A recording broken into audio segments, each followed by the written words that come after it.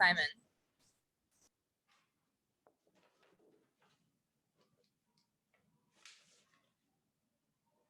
Jeff, can't hear you. I'm pretty sure that you only trailed one time in the second half, late in the third quarter. To do that with only 7 players against a team of this caliber, I mean, that's a pretty spectacular effort.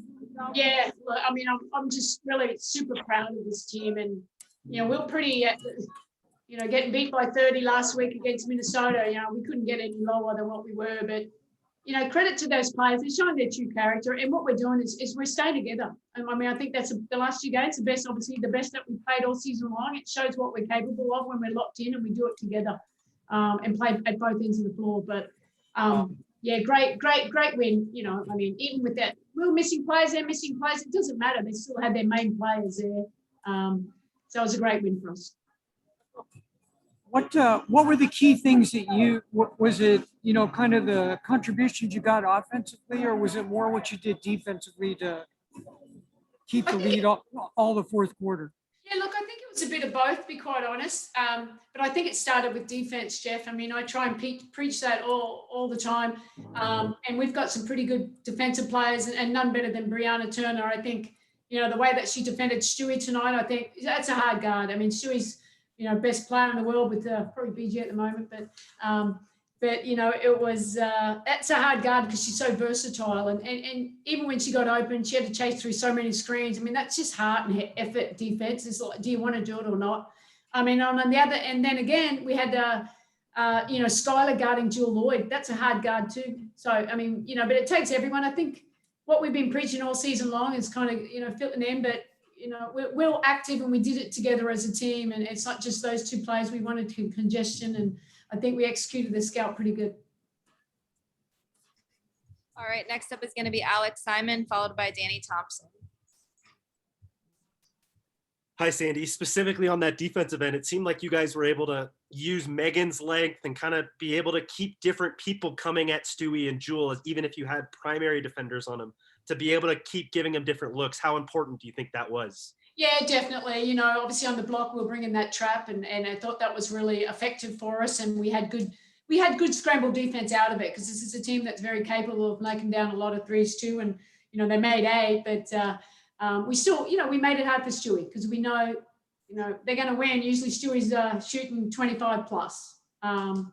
So yeah, like I said, it was everyone just really locked in, and we executed what we had asked them to do.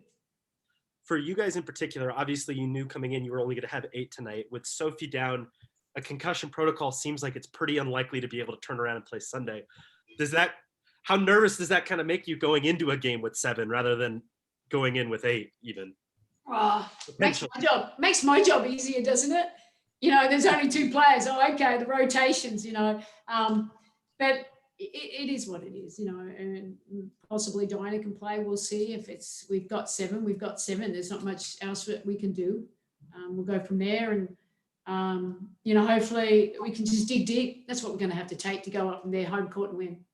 In just one quick follow-up to that, is there any possibility in your mind that you would think it would be worth to add a hardship player even for just one game on Sunday at that point? No. Okay, no. Thank you. What are they going to learn one day? We're not practicing tomorrow. Next up is going to be Danny Thompson, followed by Michelle Lopel. Sandy, Danny Thompson with 3-point conversion. Great win tonight. It seems like this team somehow elevates themselves when adversity happens. We saw it on Wednesday with Diana being held out the last minute, and then tonight with Alana being gone and Sophie going through potential protocol. What is it about the adversity of the moment that has driven this team to play at its best basketball in the last 2 games? Well, I think it's more about disappointment, the way that we've been playing, to be quite honest. We had a July 4th party at my house. I'm going to take full credit for that. I think it was a nice, fun, little party to enjoy and just to get away from it, and what we're capable. But it's just everyone accepting their role and coming ready to play and buying in for what we want to do. That's what it comes down to in basketball. You're going to buy in or not. You're going to stay together when the things going gets tough. There's no blame. We're trying to look for solutions. We knew we were underachieving.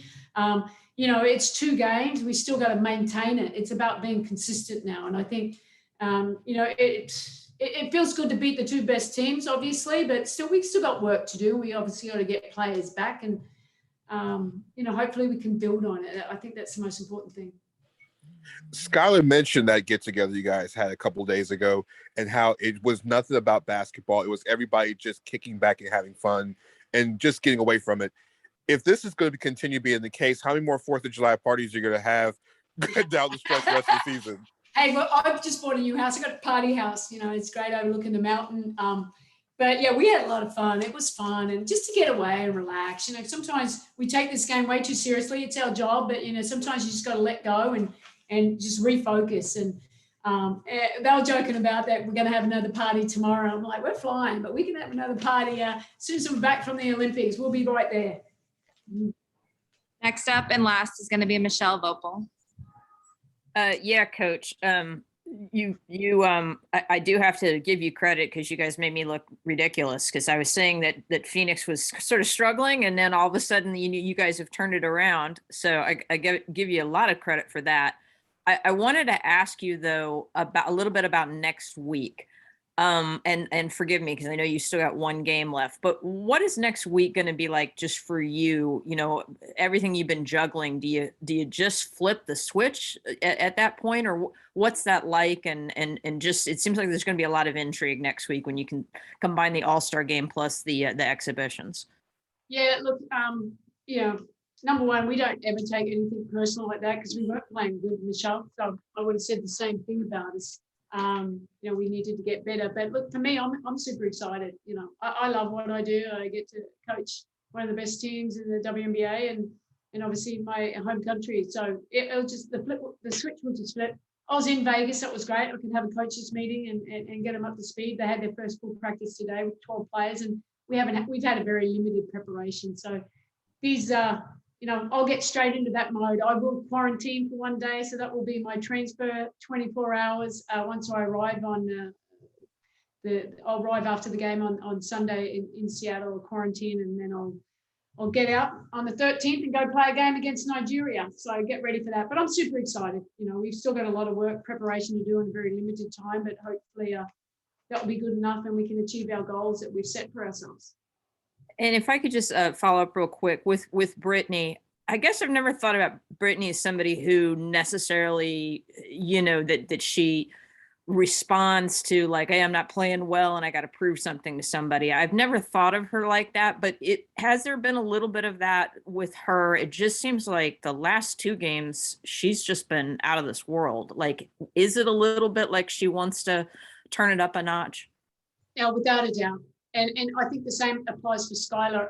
Obviously the best players, you need your best players to be who they are. And they've been, obviously that we've had times where we're being good, up and down. And it was just getting consistency and knowing, they're the leaders of our team, those 2. And BG, yeah, she knows when she can do more. She's one of the first, I love coaching because she's one of the first players, sorry, coach, that was on me. And, she takes ownership for that. Not all players are like that.